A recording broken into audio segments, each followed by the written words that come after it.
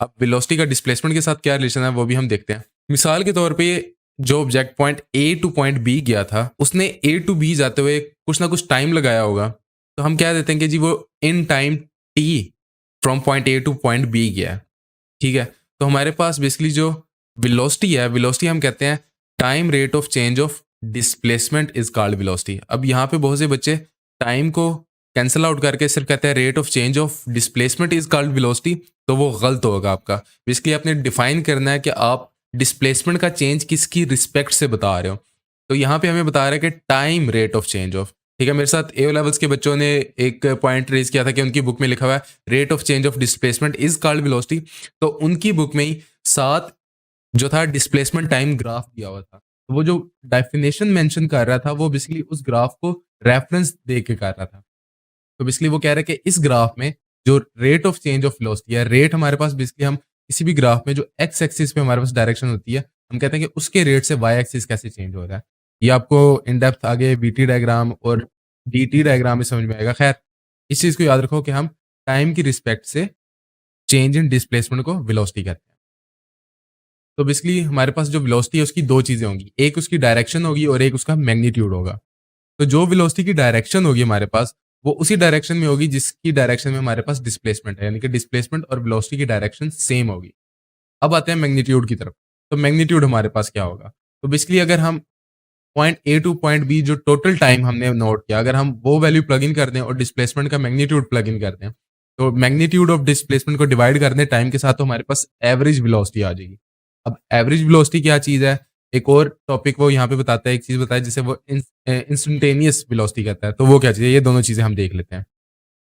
तो ये दोनों चीजें देखने के लिए हमें अब जो है dt यानी कि डिस्प्लेसमेंट टाइम डायग्राम का सहारा लेना पड़ेगा। मिसाल के तौर पे मेरे पास एक ऑब्जेक्ट था जिसको मैंने ऊपर से थ्रो किया, ठीक है। मिसाल के तौर पे मेरे पास एक ये ऑब्जेक्ट है, इसको मैंने ऊपर से थ्रो किया नीचे। अब जब मैंने इसको ऊपर से नीचे थ्रो किया, तो इनिशियली स्टार्टिंग पॉइंट पे इसकी वेलोसिटी क्या थी, 0। इसने वेलोसिटी आहिस्ता आहिस्ता गेन की, ठीक है। तो अगर हम इस ऑब्जेक्ट की हम dt डायग्राम यानी कि डिस्प्लेसमेंट टाइम डायग्राम देखें, तो इनिशियली इसकी डिस्प्लेसमेंट क्या थी, 0, और इसकी डिस्प्लेसमेंट आहिस्ता आहिस्ता बढ़ रही है। मैंने नीचे डिस्क्रिप्शन में दिया हुआ है फिजिक्स जो व्हाट्सएप नंबर है। एनीवे, तो हमारे पास जो डिस्प्लेसमेंट आएगी, वो हमारे पास डिस्प्लेसमेंट का relation with respect to time वो हमारे पास क्या आएगा, वो कुछ इस तरह से बढ़ रहा होगा कि इनिशियली 0 है और विद रिस्पेक्ट टू टाइम वो हमारे पास इंक्रीज होता जा रहा है, ठीक है। अब यहाँ पे हमारे पास अगर फॉर एग्जांपल हमने लेनी है वेलोसिटी लेनी है बिटवीन 2 पॉइंट्स एट t1 कह लो इसको, एंड t2 कह लो, ठीक है। हमने इन दो पॉइंट्स के दरमियान में वेलोसिटी लेनी है, तो उसके लिए हमें बेसिकली इसकी स्लोप लेनी पड़ेगी इन दो पॉइंट्स की, ग्राफ की यहाँ पे। अब हमने इन दो पॉइंट्स के दरमियान में वेलोसिटी देखनी है, तो वेलोसिटी के लिए हमें इनकी स्लोप लेनी पड़ेगी। तो अगर हम इन दो पॉइंट्स की स्लोप लें, स्लोप हमारे पास क्या होती है, राइज ओवर रन। ये चीज़ हमेशा याद रखना किसी भी ग्राफ में। तो अगर हम राइज ओवर रन इस केस में देखें, तो इस केस में हमारे पास ये जो चीज़ है, ठीक है, अगर हम हॉरिजॉन्टली इस पॉइंट पे आके मीट करें और हॉरिजॉन्टली आके इस पॉइंट पे मीट करें, तो ये जो हमारे पास चेंज इन डिस्प्लेसमेंट है, ये हमारे पास क्या है, ये राइज है या रन है? ये हमारे पास बेसिकली राइज है। और रन हमारे पास क्या होगा, रन हमारे पास बेसिकली ये डेल टी होगा। तो बेसिकली इन दो पॉइंट्स के दरमियान में जो हमारे पास वेलोसिटी आएगी, वो हमारे पास क्या होगी, del D by del T. तो यही बेसिकली डी टी डायग्राम की अगर हम स्लोप लें तो वो हमें वेलोसिटी बताती है। तो वो भी हमें यहाँ से भी नजर आ रहा है कि slope is equals to D T D del D divide by del T है हमारे पास, जो कि वेलोसिटी के इक्वल होता है। तो खैर ये तो हमारे पास है वेलोसिटी किसी भी दो पॉइंट्स की। अब फॉर एग्जाम्पल मैं क्या करता हूँ, मैं इन दो पॉइंट्स को, ये जो हमारे पास पॉइंट्स हैं हमने जो लिए हैं, इन दो पॉइंट्स को बिल्कुल एक दूसरे के पास ले आता हूँ। यहाँ पे अगर मैं स्लोप लूँ, ठीक है, तो स्लोप मेरे पास क्या है, वो यहाँ से टच हो रही है और यहाँ से, ठीक है, ये मेरी स्लोप जा रही है। लेकिन अगर मैं इन दो पॉइंट्स को बहुत ज़्यादा करीब ले आऊँ, इतना करीब के अप्रोक्सीमेटली जो हमारे पास डेल टी है, ठीक है, उसकी वैल्यू हमारे पास क्या हो जाए, 0 हो जाए। यानी कि ये दोनों पॉइंट्स इतने करीब आ गए हैं कि जो हमारे पास चेंज इन टाइम है हमारे पास, वो अप्रोक्सीमेटली 0 को टच करने वाला है। तो उस केस में हमें जो वेलोसिटी की वैल्यू मिलेगी वो एग्जैक्ट इस पॉइंट पे मिलेगी जहां पे ये तकरीबन एक दूसरे के पास आ गए हैं। तो वहां पे अगर हम स्लोप लें, तो बेसिकली उस स्लोप का एक स्पेसिफिक नाम है, उसको हम कहते हैं tangent to the graph at that point, ठीक है। हम बेसिकली इस पॉइंट पे टेंजेंट टू द ग्राफ ले रहे हैं, ठीक है। और अगर हम इसको इन टर्म्स ऑफ इक्वेशन देखें, तो हम del D by del T ही ले रहे हैं, लेकिन हम इसको डिफाइन कर रहे हैं कि जो हमारे पास चेंज इन टाइम है वो इतना छोटा है कि वो अप्रोक्सीमेटली जीरो होने ही वाला है। जीरो हो नहीं सकता, अगर जीरो हो गया तो हमारे पास ये इनफाइनाइट हो जाएगा। तो इसलिए हम जीरो नहीं पुट करेंगे, हम कहेंगे अप्रोक्सीमेटली जीरो होने वाला है। तो इस चीज को हम नाम देते हैं इंस्टेंटेनियस वेलोसिटी। अब देखो, आप देख सकते हो कि हम बेसिकली किसी भी इंस्टेंट पे हम वेलोसिटी बता सकते हैं। हम इस इंस्टेंट पे वेलोसिटी बता रहे हैं, हम इस इंस्टेंट पे वेलोसिटी बता सकते हैं, हम इस इंस्टेंट पे वेलोसिटी बता सकते हैं। तो इसको यूज करते हुए, यानी कि basically limit time approaches to zero, इस चीज को यूज करते हुए हम इसको कहते हैं इंस्टेंटेनियस वेलोसिटी।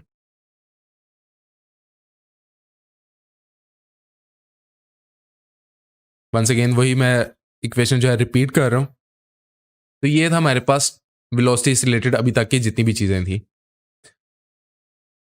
अच्छा, अब एक और चीज वो मेंशन करता है, वो क्या कहता है, if instantaneous velocity does not change with the time then the body is said to be moving with uniform velocity. अब वो ये क्या कह रहा है, वो ये कह रहा है कि अगर इंस्टेंटेनियस वेलोसिटी उसकी चेंज नहीं हो रही विद रिस्पेक्ट टू टाइम, तो वो ऑब्जेक्ट जो है, हम उसे कह रहे हैं कि वो हमारे पास यूनिफॉर्म वेलोसिटी के साथ मूव कर रहा है। उसका क्या मतलब है, अब यहाँ पे अगर हम स्लोप देखें तो हमारे पास जो स्लोप है वो यहाँ पे ऐसे है, यहाँ पे ऐसे है। अगर हम यहाँ पे देखें तो हमारे पास ज़्यादा हॉरिजॉन्टल है, यहाँ पे हमारे ज़्यादा वर्टिकल है, सॉरी। यहाँ पे देखें हम, हमारे पास हॉरिजॉन्टल है। तो बेसिकली हमारे पास जो स्लोप है वो with respect to time increase कर रही है, ठीक है। तो इस केस में हमारे पास यूनिफॉर्म वेलोसिटी नहीं है। लेकिन अगर मैं एक स्ट्रेट, हमारे पास जो dt ग्राफ है, अगर वो स्ट्रेट होता, ठीक है, अगर वो यूं स्ट्रेट लाइन होती, तो मैं यहाँ पे कह सकता था कि इसके केस में अगर मैं स्लोप लूँ, मैं इन दो पॉइंट्स के दरमियान में स्लोप लूँ, ठीक है, ये मेरे पास जो जो इसकी स्लोप आ रही है वो यहीं पे अभी वही आ रही है, यहाँ पे भी वही आ रही है। तो अगर तो हमारे पास डिस्प्लेसमेंट टाइम ग्राफ हमारे पास स्ट्रेट लाइन होगा, ठीक है, तो उस केस में हमारे पास इंस्टेंटेनियस वेलोसिटी जो कि स्लोप के इक्वल होती है वो चेंज नहीं हो रही। तो हम कह सकते हैं कि हमारे पास जो एवरेज वेलोसिटी है और जो इंस्टेंटेनियस वेलोसिटी है वो थ्रू आउट सेम रहेंगी। आगे चल के ये चीज़ आपको मजीद समझ आएगी जब हम मजीद केसेस को डिस्कस करेंगे। अगर हम थ्रू आउट इस पे जितनी भी स्लोप्स बनाएं तो हमारे पास टोटल जो स्लोप्स आएंगी वो हमारे पास कुछ इस तरह से दिखेंगी, अगर आपको हल्की ब्लू लाइंस यहाँ पे शो हो रही हों। अब हम आते हैं एक्सलेशन की तरफ। बेसिकली हम वही केस लेकर जा रहे हैं कि हमने एक ऑब्जेक्ट को ऊपर से थ्रो किया और अभी तक हम उसी की dt डायग्राम की बात कर रहे थे। अब हमने इसकी हर एक पॉइंट पे अप्रोक्सीमेटली इस पे जो स्लोप्स होंगी, पॉइंट्स इनफाइनाइट होंगे, तो स्लोप्स भी इनफाइनाइट होंगी। मेरे से ह्यूमनली जितनी पॉसिबल थी मैंने उतनी बना ली हैं, वरना आपके पास सिर्फ इतनी स्लोप्स ही होंगी, आपके पास इनफाइनाइट स्लोप्स होंगी बेसिकली यहाँ पे। तो बेसिकली हमारे पास जो एक्सेलरेशन को डिफाइन करता है, जिस तरह वेलोसिटी थी time rate of change of displacement is called velocity, इसी तरह हमारे पास जो एक्सेलरेशन है वो rate of change of velocity को हम एक्सेलरेशन कहते हैं। कि अगर हमारे पास टाइम की रिस्पेक्ट से एक्सेलरेशन चेंज हो रही है तो हम कहेंगे कि हमारे पास जो सॉरी वेलोसिटी अगर चेंज हो रही है टाइम की रिस्पेक्ट से, तो हम कहेंगे एक्सेलरेशन कुछ ना कुछ है। अगर तो वेलोसिटी सेम है, with respect to time change नहीं हो रही, तो हम कहेंगे कि हमारे पास जो एक्सेलरेशन है वो यहाँ पे जीरो है। तो खैर ये हमारे पास वही केस था, इसको हमने ऊपर से नीचे थ्रो किया, तो अब ये ऊपर से नीचे आया। इसका जो dt डायग्राम थी वो कुछ इस तरह से थी और इस पे स्लोप्स इस तरह से थी। अगर मैं इसकी वेलोसिटी टाइम ग्राफ ड्रॉ करना चाहूँ तो वो मेरे पास किस तरह का दिखेगा। अगर मैं इसकी जितनी भी स्लोप्स हैं उनको सीधा लाइन में ले आऊँ, एग्जैक्टली नीचे ले आऊँ, तो मेरे पास उसकी स्लोप्स कुछ इस तरह से दिखेंगे। इनिशियली वो हॉरिजॉन्टल थी, ठीक है, और वो आहिस्ता आहिस्ता वर्टिकल होती गई, यानी कि वो इंक्रीज होती गई हैं। तो अगर मैं इनको इसकी स्लोप के कोरस्पॉन्डेंस मैं यहाँ पे पॉइंट्स ड्रॉ करता जाऊँ, ठीक है, तो मेरे पास पहला पॉइंट इनिशियली उसकी डिस्प्लेसमेंट जीरो थी, तो हमारे पास वेलोसिटी भी जीरो आएगी। उसके बाद अगर मैं इस पॉइंट को ड्रॉ करूँ तो ये पॉइंट मेरे पास यहाँ पे आएगा कि इस टाइम पे ये जो हाइट है ना वेलोसिटी के एक्सिस के अलॉन्ग, वहाँ पे मैं इसकी स्लोप को रिप्रेजेंट कर रहा हूँ। तो मेरे पास यहाँ पे आएगा, तो ये पॉइंट यहाँ पे आ गया।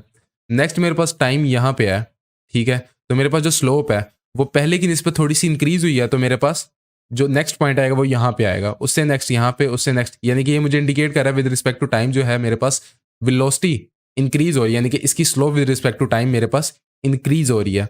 तो मेरे पास कुछ ये पॉइंट्स आएंगे, क्योंकि मैंने आपको बताया कि इनफाइनाइट स्लोप्स होंगी, तो अगर मैं यहाँ पे फाइनाइट पॉइंट्स नहीं होंगे, इनफाइनाइट पॉइंट्स होंगे, तो अगर मैं इन सारे इनफाइनाइट पॉइंट्स ड्रॉ कर सकता तो मेरे पास जो फंक्शन आना था वो कुछ इस तरह की स्ट्रेट लाइन आनी थी। ठीक हो गया। तो बेसिकली इनिशियली वो क्या कह रहा है कि उसकी इनिशियली जो उसकी वेलोसिटी थी वो 0 थी और रिस्पेक्ट टू टाइम वो लीनियरली इंक्रीज करती जा रही है। अब जिस तरह हमारे पास एवरेज वेलोसिटी थी कि वो फाइनल और इनिशियल पॉइंट के डिस्प्लेसमेंट्स को आपस में, यानी कि final displacement minus initial displacement, लेकिन वो डेल टी ले लेता है डिवाइड बाय टोटल टाइम। इसी तरह हमारे पास फाइनल वेलोसिटी यानी कि velocity at this point minus initial velocity यानी कि velocity at this point divide by the total time अगर वो करे तो उसके पास एवरेज वेलोसिटी आएगी। ठीक हो गया? सॉरी, एवरेज एक्सेलरेशन आएगी। तो एक्सेलरेशन हमारे पास क्या होती है, कहीं पे भी अगर हमने लेनी है वो हमारे पास del V divide by del T होगी। अब फॉर एग्जांपल अगर मैं इसी डायग्राम का एक्सेलरेशन टाइम डायग्राम ड्रॉ करता हूँ अगर मैं इसकी, तो एक्सेलरेशन टाइम जो डायग्राम है हमारे पास, वो हमारे पास किस तरह की दिखेगी। अगर मैं इसकी स्लोप लूँ वीटी डायग्राम की कहीं पे भी, तो मेरे पास अगर मैं यहाँ पे स्लोप लूँ तो मेरे पास जो स्लोप आएगी वो यहाँ पे भी आएगी, यानी कि इसकी स्लोप जो है वो चेंज नहीं हो रही।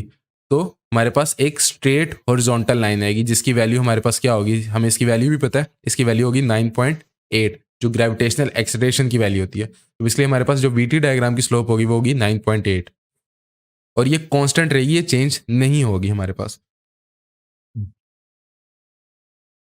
अच्छा, मैं आपको एक और फॉर एग्जांपल पिछले केस में, इस केस में हमारे पास जो वीटी डायग्राम थी वो हमारे पास एक स्ट्रेट लीनियर ग्राफ था। अगर मैं इसको स्ट्रेट लीनियर ग्राफ के बजाय एक कह लो कि बायनोमियल ग्राफ, जिस तरह का ये ग्राफ है उस तरह का ग्राफ ड्रॉ करूं, तो अगर मैं वीटी डायग्राम का कुछ इस तरह से बिहेवियर शो करूं, तो अब इस केस में अगर मैं स्लोप लेता हूं, ठीक है, किसी भी दो पॉइंट्स की, तो जिस तरह हमने पिछले केस में हमने कहा था कि दो पॉइंट्स की स्लोप अगर हम लें, ठीक है,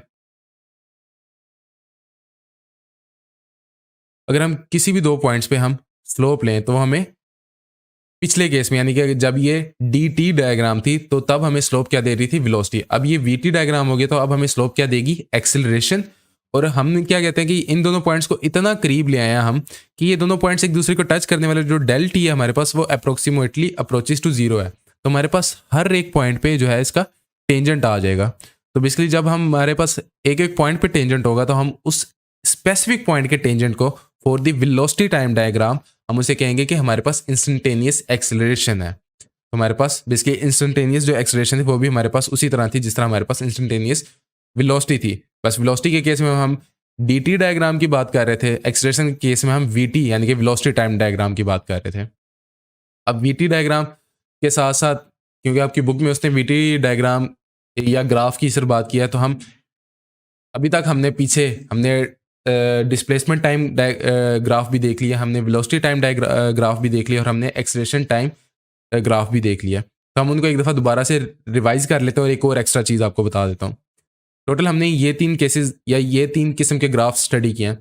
आपको मैंने इनिशियली बताया जब हमने डिस्प्लेसमेंट टाइम ग्राफ पढ़ा तो मैंने कहा कि उस ग्राफ पे वीटी डायग्राम की बात आपकी बुक में की थी, लेकिन हम ना सिर्फ वीटी डायग्राम की तरफ हैं बल्कि हम जितनी भी डायग्राम्स हैं सबका जिक्र कर रहे हैं, यानी कि डिस्प्लेसमेंट टाइम ग्राफ, फिर वेलोसिटी टाइम ग्राफ और फिर एक्सेलरेशन टाइम ग्राफ। तो हमने पढ़ा, जब हम डिस्प्लेसमेंट टाइम ग्राफ पढ़ रहे थे हमने देखा कि हमारे पास डिस्प्लेसमेंट टाइम ग्राफ की अगर हम किसी भी पॉइंट पे स्लोप लें तो वो हमें बेसिकली क्या मिलती है, हमें मिलता है वेलोसिटी टाइम डायग्राम। अच्छा, इस जितने भी ग्राफ्स हैं उनके केसेस में वो दो चीज़ें आपको कहेगा, एक आपको स्लोप की बात कर रहा होगा और दूसरा एरिया अंडर द कर्व की बात कर रहा होगा। स्लोप्स हमने देख लिए हैं, हम एरिया अंडर द कर्व को भी अब देखेंगे। तो खैर, अगर हम डी टी डायग्राम की स्लोप लें तो हमारे पास क्या आती है, वो उस केस में हमारे पास आता है वीटी डायग्राम। और अगर हम वीटी डायग्राम की स्लोप लें तो हमारे पास क्या आती है, एक्सेलरेशन, यानी कि एक्सेलरेशन टाइम डायग्राम। और अगर हम एक्सेलरेशन टाइम ग्राफ का अगर हम एरिया अंडर दी कर्व लें तो उससे हमें वीटी डायग्राम मिलती है। ये चीज़ आपको अभी तक नहीं थी पता, अब बता रहा हूँ कि अगर आप एक्सेलरेशन टाइम ग्राफ की का एरिया अंडर दी कर्व लें तो आपके पास क्या आएगा, वेलोसिटी टाइम डायग्राम। और अगर आप वेलोसिटी टाइम डायग्राम का अगर आप एरिया अंडर दी कर्व लें तो आपके पास क्या आएगा, डिस्प्लेसमेंट टाइम डायग्राम। तो खैर, अब ये इन तीनों के हम एक एग्जांपल की मदद से देख लेते हैं। मिसाल के तौर पे हम बेसिकली 4 एग्जांपल्स यहाँ पे डिस्कस करेंगे। पहला केस है हमारे पास जो वेलोसिटी टाइम डायग्राम है हमारे पास, वो हमारे पास इस तरह लीनियरली स्ट्रेट लाइन है। दूसरे केस में हमारे पास यूं लाइन जा रही है और ये कस्प अप हम इसे कहते हैं, बेसिकली हमारे पास विद टाइम ये इंक्रीज कर रही है। तीसरा केस हमारे पास है कि इनिशियली इसकी स्लोप ज़्यादा थी और विद रिस्पेक्ट टू टाइम ये हमारे पास इस तरह से बल्ज डाउन कर रही है। जो ग्राफ 2 है वो बल्ज अप है और जो ग्राफ 3 है हमारे पास वो डाउन बल्ज कर रहा है। और जो चौथा केस है वो हमारे पास सिंपली एक हॉरिजॉन्टल स्ट्रेट लाइन है। तो हम इन तीनों केसेस को बारी-बारी देख लेते हैं। अगर हम पहला केस देखें और हम इसकी रिस्पेक्ट से हम तीनों डायग्राम्स को डिस्कस करेंगे, डिस्प्लेसमेंट टाइम डायग्राम भी और एक्सेलरेशन टाइम डायग्राम भी।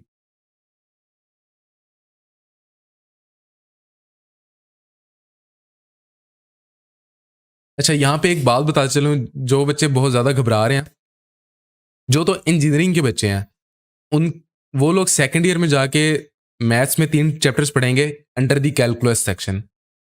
तो ये कैलकुलस के टीचर बेहतर तरीके से, क्योंकि अभी तक आपने वो चीज़ें समझी नहीं तो मैं आपको समझा नहीं सकता, लेकिन जब आपको कैलकुलस पढ़ाई जा रही हो तो आपको ये चीज़ें ज़्यादा बेहतर तरीके से समझाई जा सकती हैं। तो उनसे नस्ट स्पेशली ये एक्सपेक्ट करता है कि वो उनको फिजिक्स में जो कैलकुलस है उसकी यूटिलिटी आती हो।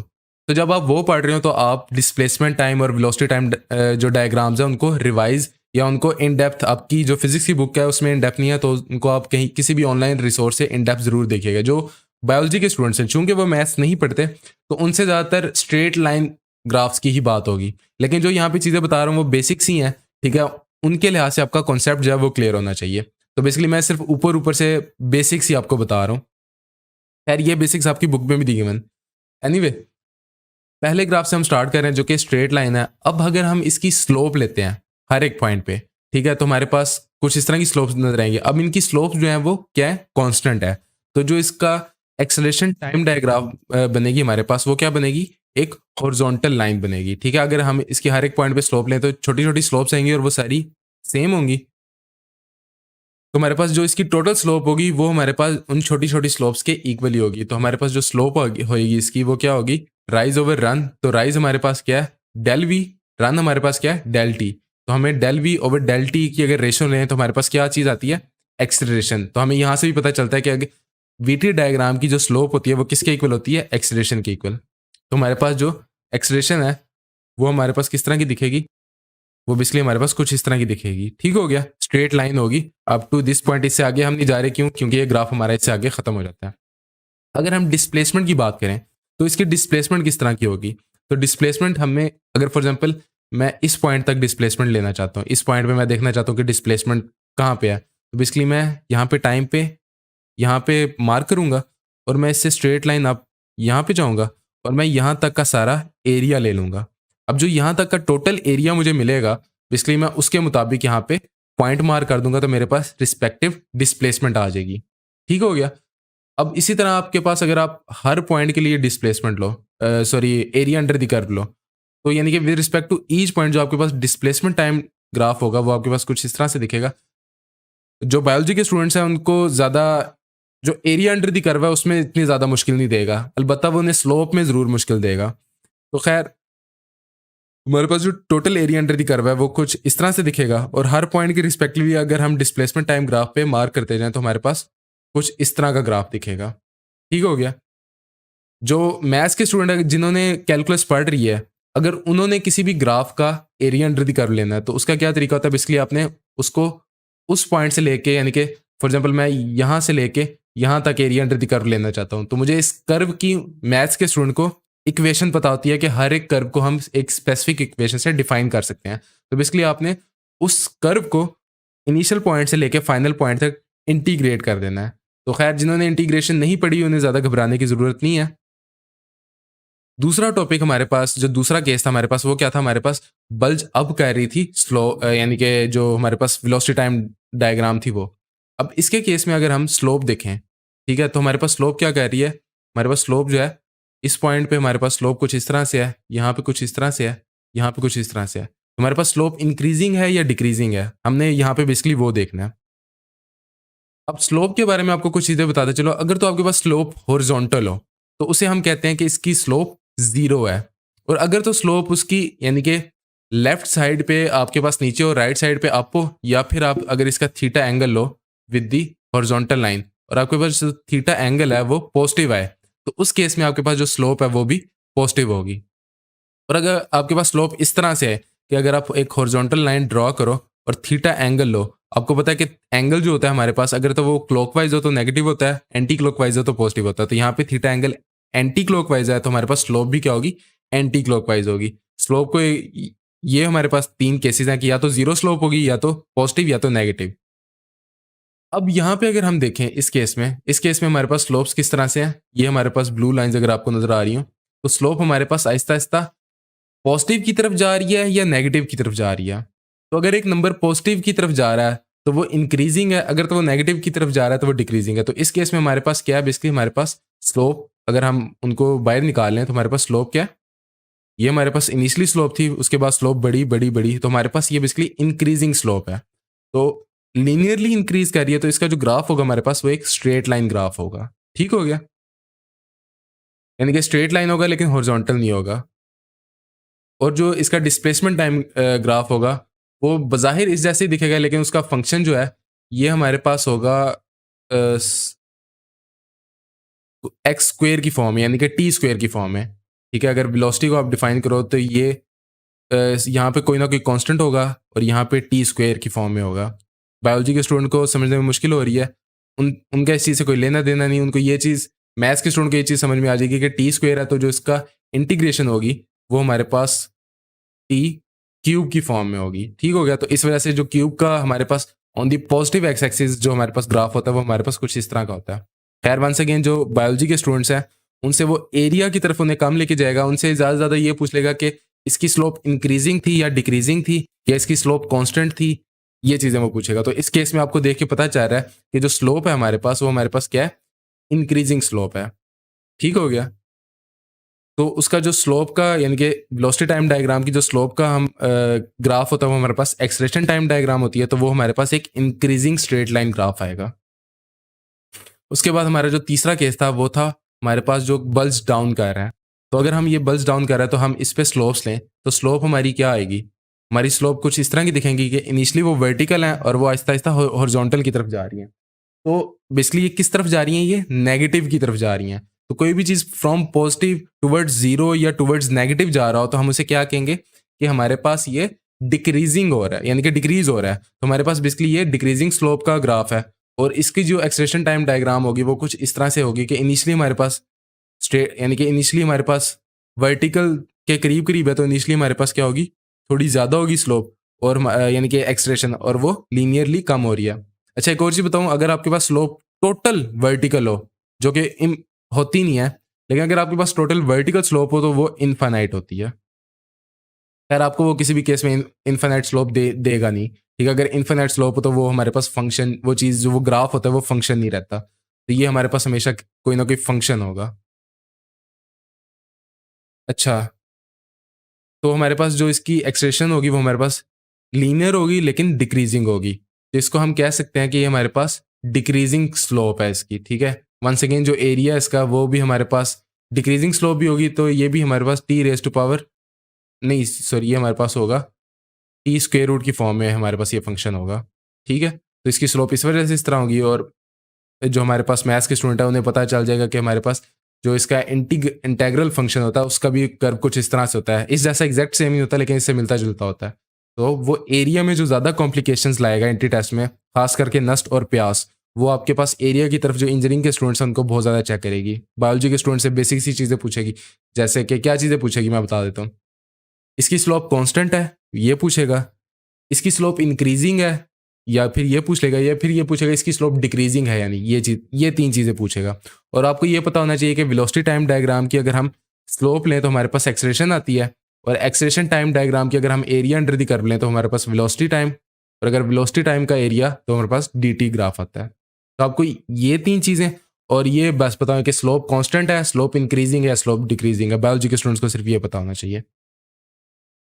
आखिरी केस हमारे पास क्या था कि हमारे पास एक हॉरिजॉन्टल लाइन है। तो हमारे पास अगर एक हॉरिजॉन्टल लाइन है तो अगर हम इसकी स्लोप लें तो हमारे पास वो हर पॉइंट पे एक हॉरिजॉन्टल स्लोप आएगी। तो हॉरिजॉन्टल हमारे पास क्या होता है, जीरो। तो हमारे पास जो एक्सेलरेशन है वो क्या है, जीरो। हम ग्राफ देखिए बता सकते हैं कि वो ये कह रहा है कि विद रिस्पेक्ट टू टाइम उसकी जो वेलोसिटी है वो चेंज नहीं हो रही। तो वेलोसिटी चेंज नहीं हो रही तो इसका मतलब है कि इसकी एक्सेलरेशन भी नहीं है। और अगर हम इसका एरिया अंडर द कर्व लें तो वो हमारे पास स्ट्रेट लाइन होगी और वो हमारे पास कुछ इस तरह से होगी। ठीक हो गया। अच्छा, अगर एक हॉरिजॉन्टल लाइन का हम एरिया अंडर द कर्व लें तो वो ये है, और अगर हम इसकी स्लोप लें तो वो हमारे पास ये होती है। इस तरह के केसेस पिछले कुछ केसेस में भी हमारे पास ये चीज़ आई है। मैं अगर आपको दिखाऊं तो हमारे पास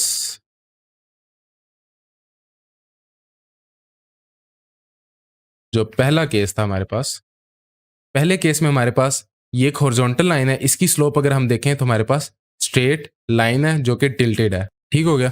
जो आखिरी केस है उसमें हमारे पास वेलोसिटी है, तो उसकी एरिया अंडर द कर्व हमारे पास वेलोसिटी टाइम डायग्राम इस केस में, उस केस में वो डिस्प्लेसमेंट टाइम डायग्राम की बात कर रहा था। तो उसके पास ये हमारे पास वो, अगर तो ये वाली ग्राफ हमारे पास ये लाइन है, तो ये वाला ग्राफ हमारे पास ये लाइन हो जाएगी। ठीक हो गया।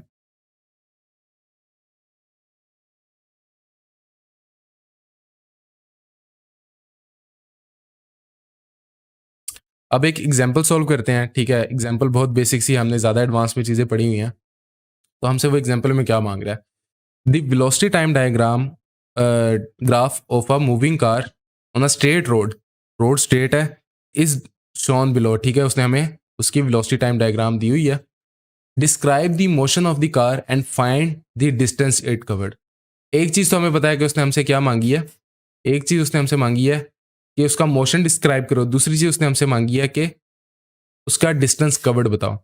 अब जो मोशन डिस्क्राइब करने से उसकी ये मुराद है कि वो ये मांग रहा है आपसे कि इस ऑब्जेक्ट ने कब एक्सेलरेट किया और कितना एक्सेलरेट किया, और कब इसने, यानी कि इसकी एक्सेलरेशन वो बेसिकली आपसे मांग रहा है।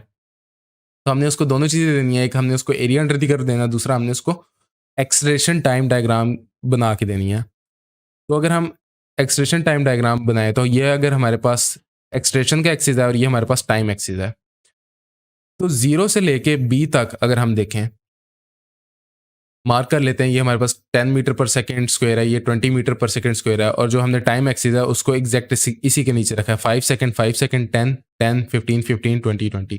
तो खैर अगर हम पॉइंट ए टू बी देखें, तो पॉइंट ए टू बी हमारे पास क्या है, एक स्ट्रेट लाइन है। ठीक है, और उसकी कुछ ना कुछ स्लोप है।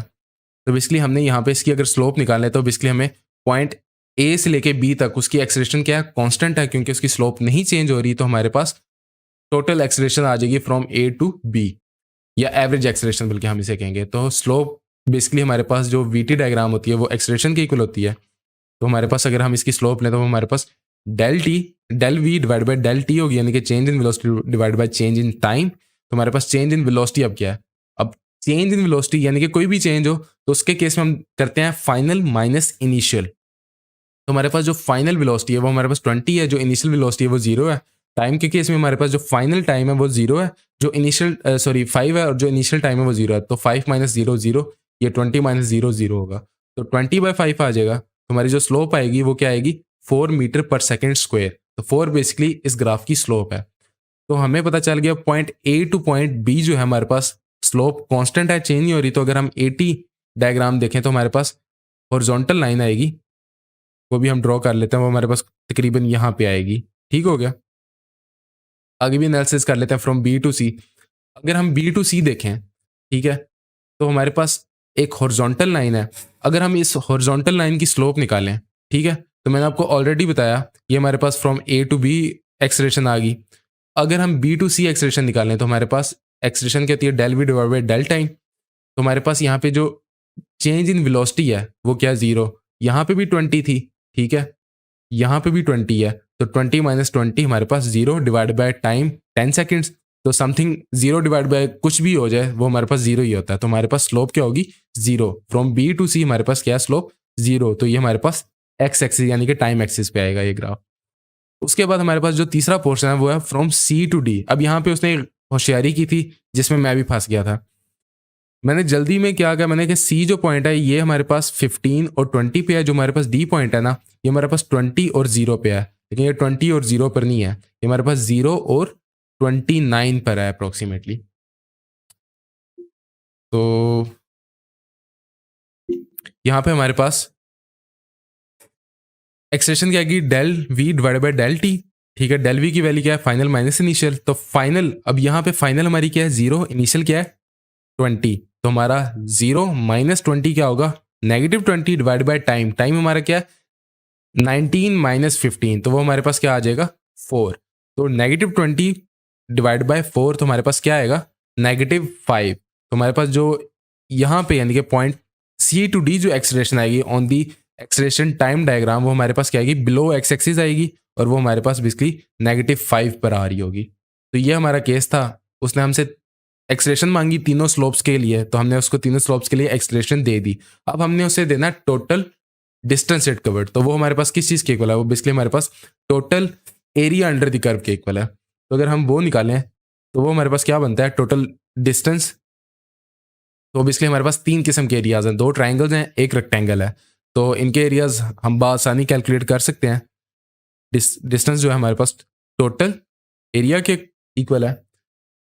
तो हमारे पास जो पहला एरिया है, जो ये ब्लू वाली ट्रायंगल है, ये बेसिकली एक राइट एंगल ट्रायंगल है। तो राइट एंगल ट्रायंगल का जो एरिया होता है वो आपको पता है कि base multiply by perpendicular divide by 2 होता है। तो हमारे पास ये बेस है, ये हमारे पास परपेंडिकुलर है और ये डिवाइड बाय 2। नेक्स्ट है हमारे पास वो एक रेक्टेंगल है। तो रेक्टेंगल विड्थ इनटू लेंथ होती है। तो इसकी एक साइड जो है 20 है, दूसरी साइड इसकी 15 ना लेना, 15 - 5 यानी कि टोटल 10 है इसकी विड्थ। तो हमारे पास 10 मल्टीप्लाई बाय 20 आ जाएगा। नेक्स्ट हमारे पास क्या है, हमारे पास वो है अगेन एक और ट्रायंगल है, उसकी जो बेस है वो हमारे पास क्या है 4 और जो उसकी हमारे पास परपेंडिकुलर है वो हमारे पास क्या है 20। तो बेसिकली हमारे पास 4 मल्टीप्लाई बाय 20 डिवाइड बाय 2, तो ये हमारे पास क्या आ जाएगा 50 आ जाएगा। ठीक है, इसको सॉल्व करेंगे 200 आ जाएगा, इसको सॉल्व करेंगे ये हमारे पास 2 से घट गया 2 मल्टीप्लाई बाय 20 हमारे पास 40 आ जाएगा। तीनों का सम किया हमारे पास टोटल कितना आ जाएगा, जो डिस्टेंस कवर्ड है 290 मीटर्स। तो बेसिकली ये हमारे पास एरिया अंडर द कर्व था। एक फाइनल चीज बताता चलूं, मिसाल के तौर पे हमने एक ऑब्जेक्ट है, मैंने जो आपको इनिशियल एग्जांपल दी थी उसमें मैंने ऊपर से नीचे थ्रो किया था। एक ऑब्जेक्ट है जिसको हमने नीचे से ऊपर फेंका है, तो वो उसने एक हाइट गेन की। ठीक है, अगर हम उसकी वेलोसिटी टाइम डायग्राम देखें तो उसने क्या किया, इनिशियल हमने उसको फॉर एग्जांपल 20 मीटर पर सेकंड की वेलोसिटी दी, तो वो टॉप पॉइंट पे गया, वहां पे जाके वो रुकेगा। ठीक है, उसकी वेलोसिटी क्या होगी 0 और वहां से वो नीचे वापस आएगा। तो बेसिकली अगर हम उसकी वेलोसिटी टाइम डायग्राम देखें तो हमारे पास कुछ इस तरह की होगी कि इनिशियली उसकी वेलोसिटी 20 मीटर पर सेकंड थी, लीनियरली स्ट्रेट लाइन ग्राफ है, यानी कि इसकी जो स्लोप है वो कांस्टेंट है और वो किसके इक्वल है, इसकी अगर स्लोप लें हम तो जो इसकी स्लोप होगी वो होगी हमारे पास -9.8 मीटर पर सेकेंड स्क्वायर। तो हमें नेगेटिव इस चीज़ का भी बता रहा है कि इसकी स्लोप टुवर्ड्स डिक्रीजिंग है। ठीक हो गया। अब अगर हम फॉर एग्जांपल इस ऑब्जेक्ट का जो पूरा इसने मोशन तय किया, अगर हम उसकी डिस्प्लेसमेंट देखना चाहें तो अगर हम इसकी डिस्प्लेसमेंट देखें तो इसका स्टार्टिंग पॉइंट और इनिशियल जो इसका इनिशियल पॉइंट और फाइनल पॉइंट था वो सेम थे। इसकी डिस्प्लेसमेंट क्या होगी 0। वही चीज़ हमें यहाँ पे ग्राफ पे भी मिलेगी। ठीक है, ये इसका एरिया यहाँ पे -20 होगा। ठीक है, तो इस केस में अगर हम एरिया अंडर द कर्व लेंगे तो हमारे पास जो एक्स एक्सिस से ऊपर वाला एरिया होता है वो हमारे पास पॉजिटिव एरिया होगा और जो एक्स एक्सिस से नीचे वाला एरिया होगा वो नेगेटिव होगा। इसलिए अगर हम यहाँ पे टोटल डिस्प्लेसमेंट निकालना चाहें तो वो क्या होगा, हमारे पास जो हमारे पास डिस्टेंस होगा, इस केस में डिस्टेंस टोटल एरिया होगा उसमें हम सारे एरियाज को पॉजिटिव लेंगे। जो डिस्प्लेसमेंट होगी हमारे पास वो ब्लू एरिया, चूंकि ऊपर है तो वो पॉजिटिव, माइनस येलो एरिया, क्यों, क्योंकि वो बिलो दी एक्स एक्सिस है। तो इस चीज़ का आपने ध्यान रखना है एरिया के केस में। एक और चीज़ है जो कि ये चीज़ जो है ये एमडी कैट के स्टूडेंट्स को भी पता होनी चाहिए। वंस अगेन वो आपको स्ट्रेट लाइन जो अभी हमने पिछले एग्जाम्पल में किया एमडी कैट वालों से इससे ज़्यादा डिफिकल्टी नहीं मांगी जाएगी। अलबत्ता जो इंजीनियरिंग के स्टूडेंट्स हैं उनसे कह लो कि पूरा कैलकुलस से भी वो कुछ भी पूछ सकता है आपसे फिजिक्स के केस में।